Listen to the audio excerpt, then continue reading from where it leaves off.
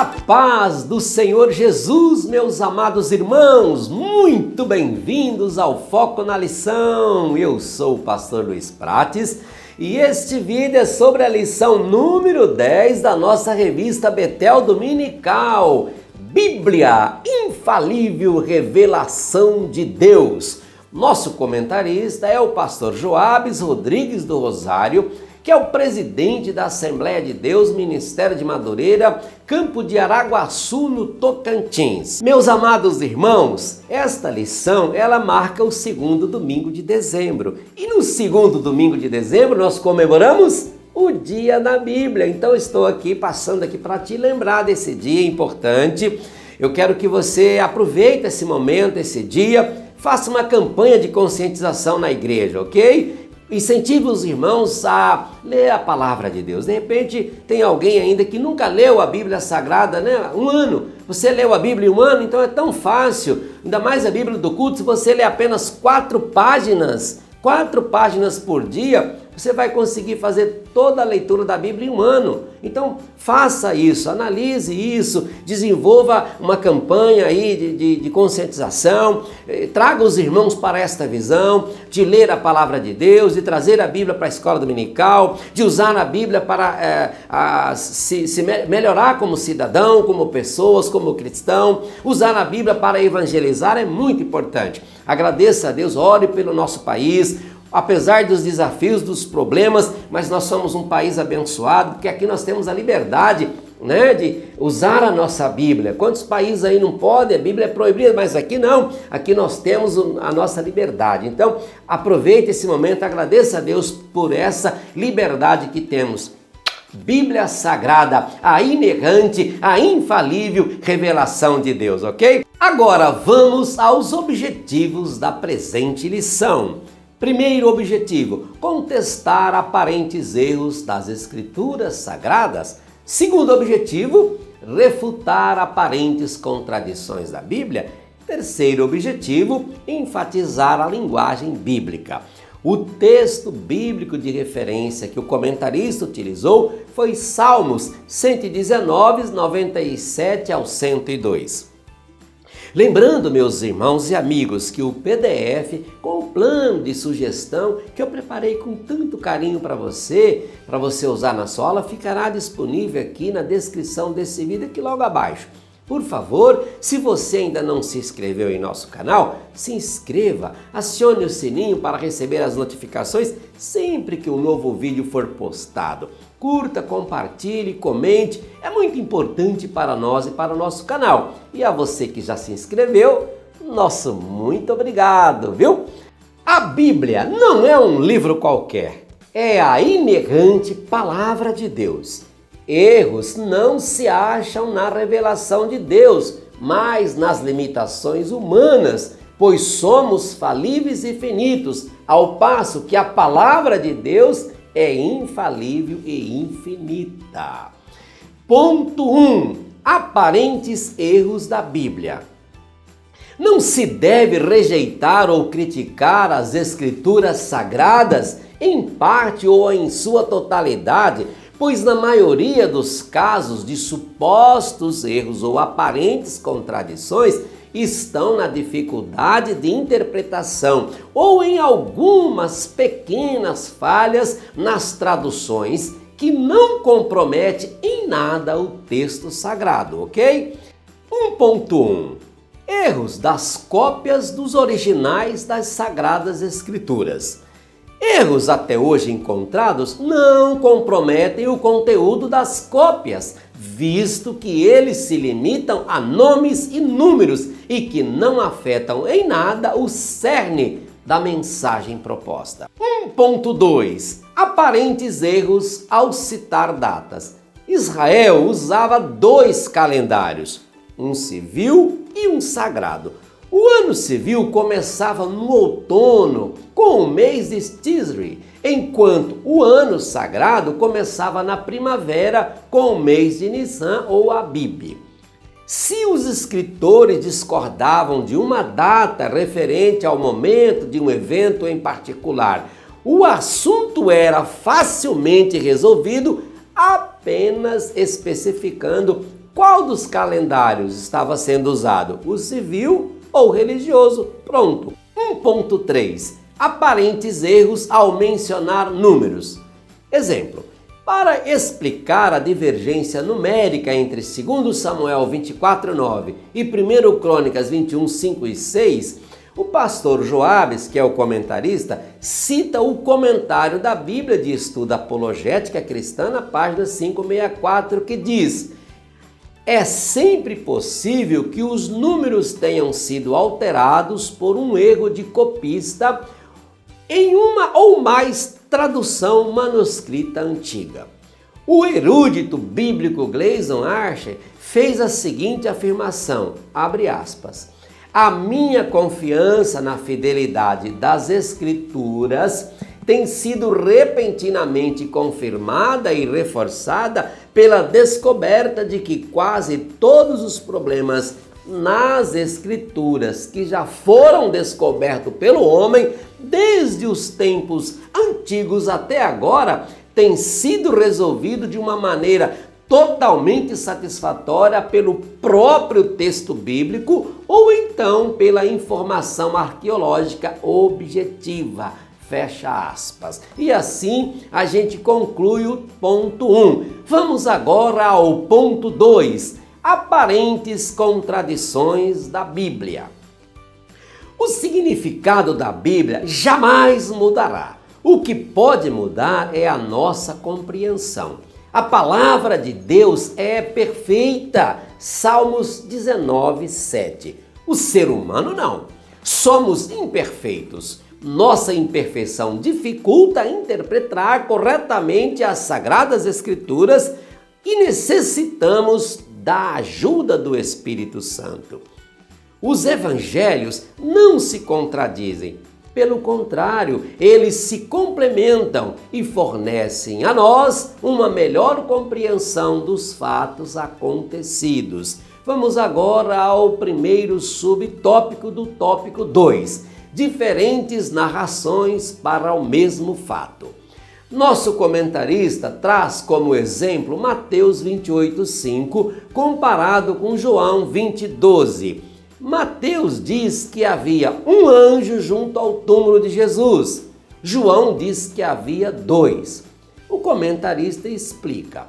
Primeiro, Mateus não disse apenas um anjo. Segundo, ele provavelmente concentrou sua atenção apenas no anjo que falou. E terceiro, João se referiu à quantidade de anjos vistos, sem contudo se referir apenas ao anjo que falou. Viu como é fácil? E assim a gente encerra esse primeiro subtópico do ponto 2. Vamos agora ao segundo subtópico: citações do Antigo Testamento pelo Novo Testamento. Uma citação de textos não tem que ser exatamente igual ao que foi escrito originalmente. Não há necessidade de utilizar as mesmas palavras. É comum uma citação repetir apenas parte de uma informação.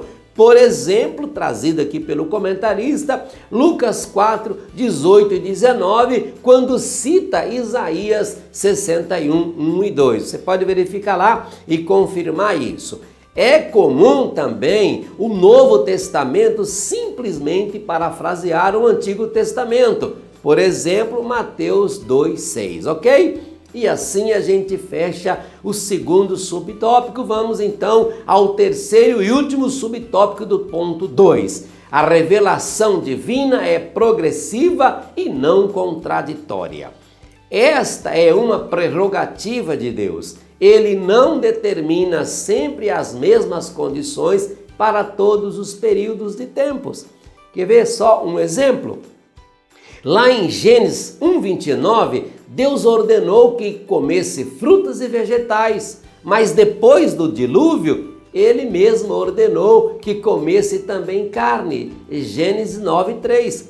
Ordens progressivas em tempos diferentes. E para fechar esse segundo ponto, eu trouxe isso para você guardar. Nunca use um texto fora de contexto, porque texto fora de contexto vira pretexto para a heresia. Que Deus tenha misericórdia de nós, ok? Vamos então agora ao ponto 3, a linguagem bíblica. A Bíblia, meus irmãos, foi escrita para pessoas comuns de todos os tempos, inclusive para os povos que viveram antes das descobertas científicas. Inspirada por Deus, mas escrita por homens e em linguagem humana, a Bíblia evidencia estilos literários diferentes e não se limita a uma única forma de expressão. 3.1 O sol se deteve e a lua parou. Josué 10:13, diz a Bíblia. Então Josué falou ao Senhor no dia em que o Senhor deu os amorreus nas mãos dos filhos de Israel e disse aos olhos dos israelitas: Sol, detente em Gibeon, e tu, lua, no vale de Aijalon. E o sol se deteve e a lua parou, até que o povo se vingou de seus inimigos. Josué 10, 12, 13, parte A. Qual a dificuldade para entender esta passagem? Nenhuma. O texto é claro. Trata-se de uma resposta sobrenatural de Deus a um justo pedido de oração. Deus é Deus.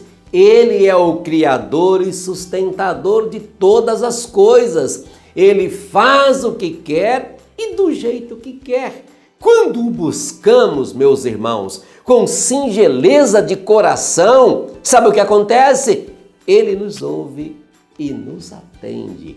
E esta passagem é mais uma prova do amor de Deus para com o seu povo e da sua fidelidade para com as suas promessas. Deus não levou em conta o limitado conhecimento de Josué quanto às leis que regem o universo. Ele simplesmente atendeu à oração de seu servo.